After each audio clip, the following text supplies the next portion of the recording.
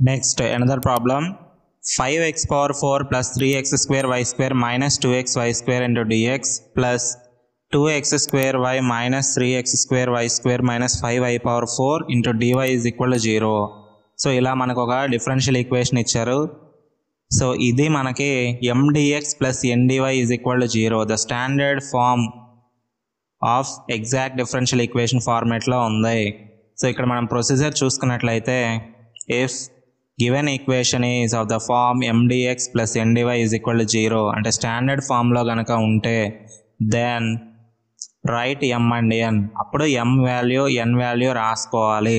Next second step ఏంటంటే m by y is equal to n by x అయితే so that the given equation is exact differential equation. m by y is equal to n by x అయితే అప్పుడు మనకి ఇచ్చిన equation అనేది exact differential equation అని మనం declare చేస్తాము. Next general solution కనుక్కోవాలి.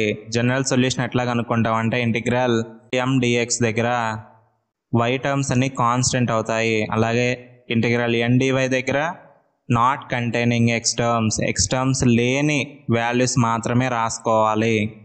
Okay, first from the problem m equal to 5x power 4 plus 3x square y square minus 2x y square m value రాసుకున్నాము. నెక్స్ట్ పార్షియల్గా yతో డిఫరెన్షియేట్ చేసుకున్నట్లయితే m by y is equal to ఇక్కడ x terms అన్ని కాన్స్టెంట్గా ఉంటాయి, that equal to 5x power 4 constant కాబట్టి 0 plus so ఇక్కడ 3x స్క్వేర్ కాన్స్టెంట్, అలాగే y స్క్వేర్ అంటే 2y minus 2x y square, so minus 2x into 2y that equal to 6x square y minus 4xy.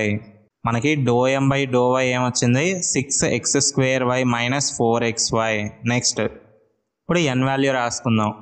2x square y minus 3x square y square minus 5. ఇక్కడ మనం n by x n పార్షియల్గా xతో differentiate చేసుకున్నట్లయితే ఇక్కడ y terms అన్ని constant అవుతాయి.